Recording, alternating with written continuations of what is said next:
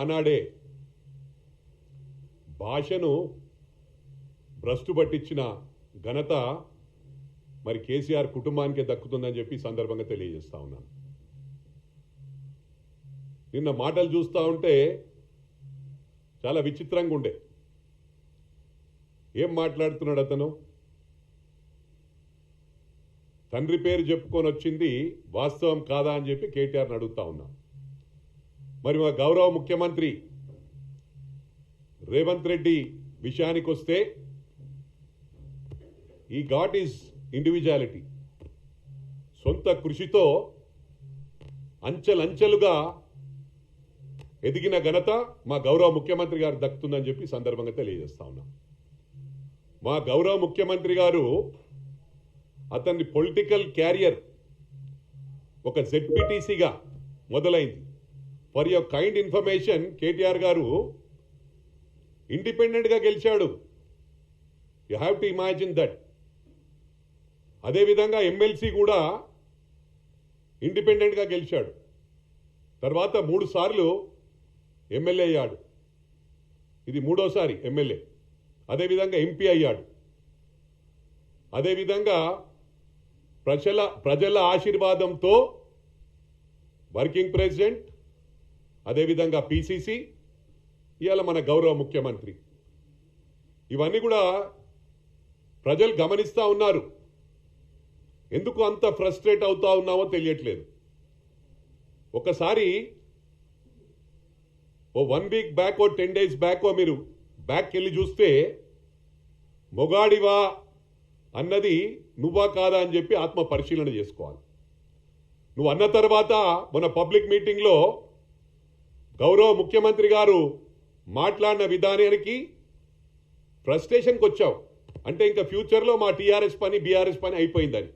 It's a fact. 200% BRS TRS పని ఒడిచిపోయిందని చెప్పి కూడా ఈ సందర్భంగా తెలియజేస్తా ఉన్నా. ఒకటి గమనించాలా, ఫర్ పాస్ట్ 2 years మేము 2 సంవత్సరాలు పూర్తి చేసుకో ఉన్నాం. ఫస్ట్ డే నుంచి కూడా ఒకటే ప్రోగ్రాం పెట్టుకున్నారు. అయిపోయింది అంటే మీరు పవర్లో లేనిది, పవర్ హంగర్స్, మీరు పవర్లో లేనిది మీరు ఊహించుకోలేకపోతా ఉన్నారు, డైజెస్ట్ చేసుకోలేకపోతా ఉన్నారు. ఒకటి గమనించాలా, మీరేవైతే వాగ్దానాలు ఇచ్చిండ్రో పూర్తి చేసిండ్రా? ఆల్రెడీ 10 years పూర్తి చేసుకున్నారు. మీరు చేయలేకపోయింది చెప్పవలసిన అవసరం ఉంది. ఈరోజు వి గాట్ ఎనఫ్ టైం. ఇంకా 3 ఏళ్ళు ఉంది మాకు. ప్రజలు మ్యాండేట్ ఇచ్చారు. Only 2 years we have completed.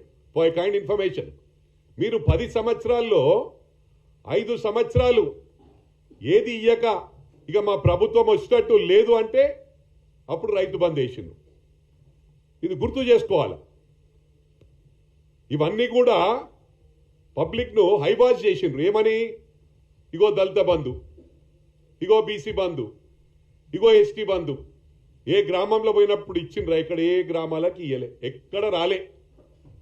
ఒక సిరిసిల్ల కాన్స్టిట్యున్సీకి హుజురాబాద్లో ఎన్నికల అవసరానికి అక్కడ ఇచ్చింది 100%. అదేవిధంగా గజ్వెల్, అదేవిధంగా సిద్దిపేట. అంటే ఎవరబ్బ సొమ్మిది? Public tax payers. ప్రజలనందరినీ కూడా సమానంగా చూసే బాధ్యత ప్రభుత్వానికి. ఇలా మేము ప్రూవ్ చేసుకున్నాం.